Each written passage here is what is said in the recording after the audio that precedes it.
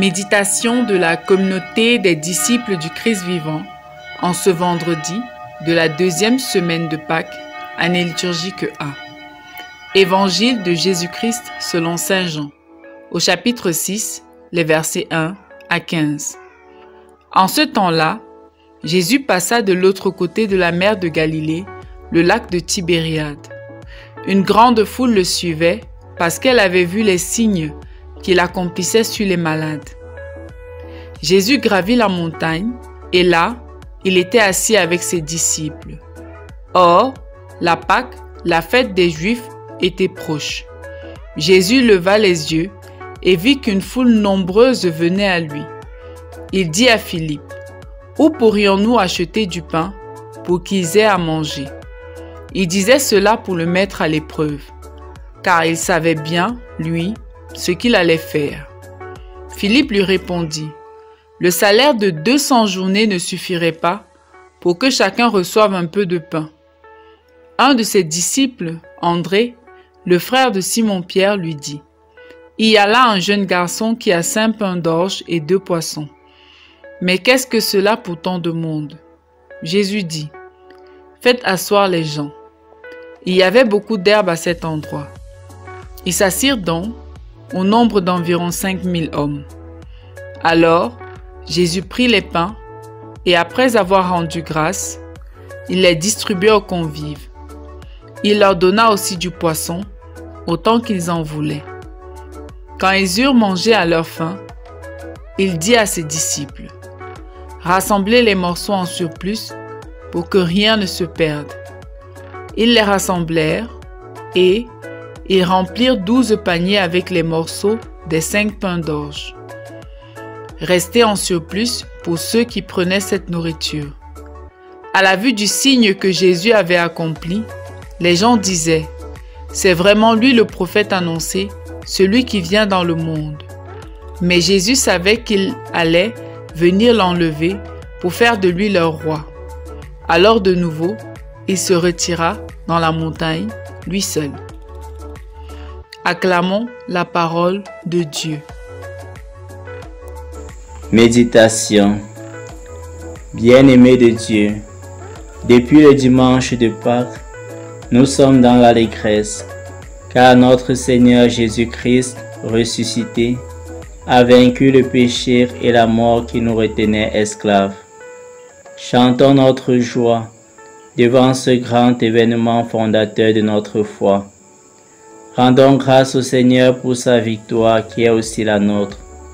Disons-lui merci pour son amour et sa tendresse envers nous les hommes. Le miracle de la multiplication des pains que la Sainte Église notre Mère nous donne de méditer ce matin révèle en effet la manière dont Dieu agit envers chacun de nous. Il est attentionné, nourricier, généreux, et il se soucie de tous nos besoins. Regardons comment Jésus se préoccupe de la foule, comment il anticipe leurs besoins. Nous devons le savoir. Jésus se soucie de notre bien-être, à la fois matériel et spirituel. C'est pourquoi il se donne continuellement en nous, dans sa parole et dans l'Eucharistie, qui est le sacrement de son corps et de son sang. À travers ces moyens de communication de sa grâce, il nous nourrit et nous fortifie dans notre pèlerinage terrestre. Il vient à notre aide, il veut refaire nos forces, mais il exige notre participation. Remarquons, frères et sœurs bien-aimés, qu'afin d'accomplir ce miracle, le Seigneur a eu besoin de l'engagement des disciples, ainsi que de la générosité du jeune garçon qui a fait don des 5 pains et 2 poissons. Ce jeune garçon a su se dépouiller de tout ce qu'il avait pour l'offrir à Jésus. Et le Seigneur a transformé et amplifié son don pour le bien de tous. La leçon semble être évidente.